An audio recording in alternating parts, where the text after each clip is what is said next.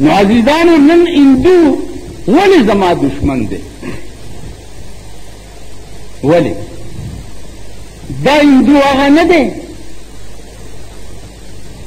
چې د ده په ځمکه د پیرنګي د لرې کولو آغاز چې دی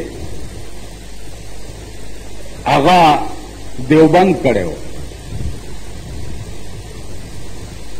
د پیرنګي د لرې کولو تحریک چې دی شیخ الهند مولانا محمود الحسن شروع کړی و. داغه سره ملګري بیا مولانا حسین احمد مدني و. داغه سره ملګري بیا مولانا ابوالکلام آزاد و. داغه سره ملګري بیا مفتی کفایت الله و. دا داغه ډله وه. دا هغه خلق دی چې پیرنګیانو به ونیوه او د مالټې په سمندر کې په جیلونو کې به یې قید کړ. څلور او پنځه کاله به د مالټې په جیلونو کې پراته وو. ستا په دې سخاکوټ کې میاں عزیرګل صاحب تیر شوی دی 110-115 سال عمر کې اوس وفات شو. دا به په مالټه کې د شیخ الهند سره قید و. دا هغه د مالټې ټولې قصې مونږ ته کړي دي چې مونږ به هلته څه کول او څنګه به م وخت تېرول. بیا د شیخ الهند ملګري په صوبه سرحد کې 3 کسه وو. یو د تورنزو حاجي صاحب و چې په مومندو نه به د پیرنګیانو سره غذا کوله او د شب قدر په قلا کې به انګریزان ویشتل. هغه بم چې کوم انګریزانو پې غورځولی دی هغه بم اوس هم ما لیدلی دی د تورنزو حاجي صاحب د قبر سره پروت دی. یعنې ورشئ مومندو ته په غازي آباد کې وګورئ اوس هم پروت دی ونه چلېدو.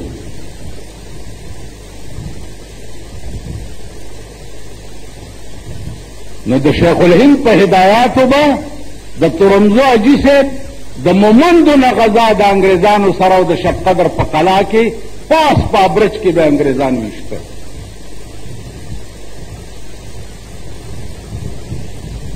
یو ورسره دا میاں عزیرګل صاحب یو ورسره دا عبدالغفار خان باچا خان. په سن 86 کې چې زه دلی ته تللی وم د شیخ الهند سیمینارو د دې باچا خان پکې تقریر و د شیخ الهند تاریخ بیانولو چې د آزادۍ دپاره کم جنګونه کړي دي او د آزادۍ د پیرنګي ورکولو دپاره څه کړي دي دا تاریخ بیانولو. نو ما دا هندوستان د پارلیمنت یو ممبر نه تپوس وکړو مال د دې سړي تاسو ولې دومره عزت کوئ؟ دا پارلیمنت د ممبر او زمونږ د پارلیمنت ممبران په شرمونو پټ شئ چې پټ شئ. ته ورشئ د یو سینیټر چې جوړیږي سینیټر د 2 ممبرانو په ووټ باندې جوړیږي. یو ممبر ته 3 کروڑ او 4 کروڑ روپۍ راځي او په هغې سینیټر جوړ شي.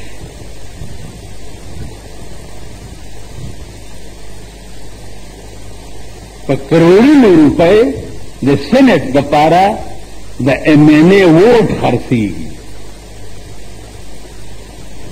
د هغه شرمېدلی قوم دی او د هغه ذلیل قوم دی. د ټول پارلیمنت ممبران چې ما وکته نو د 2000 روپو جامې نه وي د 2000 روپو د ټولو هغه د ململ کمیسونو او چا لنګ والی او چا هغه چوتی اغوستی او هغه د دوانو ټوپی چې د هندوان کم په سرۍ هغه ټوپړه یې په سر وه.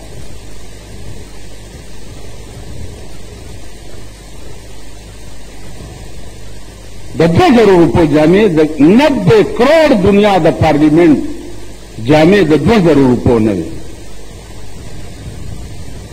نو ما ورته وی چې دا د دې سړي تاسو ولې دومره عزت کوئ؟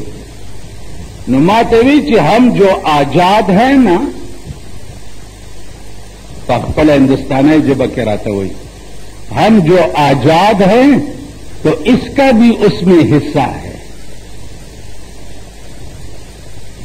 دا ہندوستان چې د انګریز نه آزاد کړی نو دیم پکې ملګری او په هغه ازادۍ کې، نو مونږ یې په هغه نیت قدر کوو او عزت یې کوو. دا د نهرو خاندان. اوس دا ذلیل چې کوم راغلی دی وزیر اعظم د هندوستان څه نومې دی؟ واجپائی دی که څه بلا دی؟ دا د مسلمان د رګ و ریشې دشمن دی. نو ما دې واجپائی کله د زړه غواړي چې ورشم، چې ورځي ده روژه ده، په دې خلک یې نیسي په شوق، لیکن ضروریات د روژې چې دي دا فرض دي. دا تر اوسه پورې هېڅ سړي پېژندلي او د ماښام تاسو انتظار د بانګ کوئ چې بانګ نه وي شوی روژه نه ماتوئ. که چا کجوره خولې ته کوئ ما اذان نه دی شوی، د روژه ماتي دپاره اذان فرض دی؟ اذان خو مونځ دپاره دی، روژه ماتي له خو وخت نور پریوتو د اسمان په کناره کې شپه ښکاره شوه بس روژه ماته. اوس ملا به څه چل کوي داسې پاس په کوټه به ختلی، د ملا سره یو بل هڼهڼي چې دغه یې ساتلی هغه لاشته. زه بجلیګر کې وم نو دغسې یو هڼهڼ غوندې و، هغه به استاد لک یاره یو ورځ مې یو داسې پټاخه ووالو سکې خواش. د هغې وجه دا وه چې بجلیګر کې به هغه ګوګو کېدو، روژه ماتي ټایم دپاره ګوګو کېدو، نو بیا زما په وینا کې ده به هغه ته داسې داسې چل کول، ما به ورته اشاره وکړه چې وغږوه، ده به ټم نه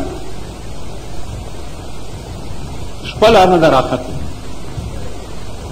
حالانکه حدیث داسې دی، د بی بی عائشې روایت دی، پیغمبر فرمایي الله دې رحم په هغه قوم وکړي چې د روژې ماتولو په ټایم کې تلوار کوي او د بندولو په ټایم کې تاخیر کوي. بندې به بالکل په آخر وخت کې او ماته به بالکل په اول وخت. دلته به صاحب غړی دو ټایم دی، څه به کاغذونه چاپ شوي، څه به څه لوی غم جوړ.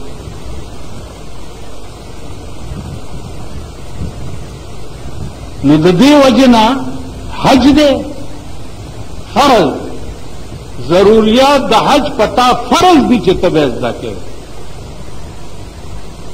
اوس تاسو رښتیا ووایئ کلمه فرض ده په عمر کې یو ځل، او ضروریات د کلمې چې دي دا مونږ زده کړي دي یا مونږ پې پوهېږو؟ ته چې وایې چې لا اله الا الله دا تا ایمان راوړو په دې چې الله یو دی. اوس دا الله څوک دی او د ده څه شان دی، د ده څه احکام دي، اب ټول په ځان حاوي کې. محمد رسول الله تا اقرار وکړو چې محمد د خدای رسول دی، او د رسول الله چې کم قوانین دي او د تدوین کړي دي ټول به ته په ځان حاوي کې. الا به دا کلمې فرایض پوره کېږي. اناسي کلمه خو به قرآن کې راځي که نه؟ ومن الناس من یقول آمنا بالله وبالیوم الاخر. رسول الله صلی الله علیه وسلم ته به خلق راله ویل به یا رسول الله آمنا بالله، مونږ په خدای ایمان راوړی. وبالیوم الاخر او په آخرت مو ایمان راوړی لیکن الله ورته آخر کې څه وایي چې وما هم بمؤمنین دا مؤمنان نه دي دا زبانی جمع خرج کوي دا رامیان دي نن زمون اسلام چې دی قسم په خدای دی چې زبانی جمع خرج بالکل سچ وایي دروغ وایي سچ وایي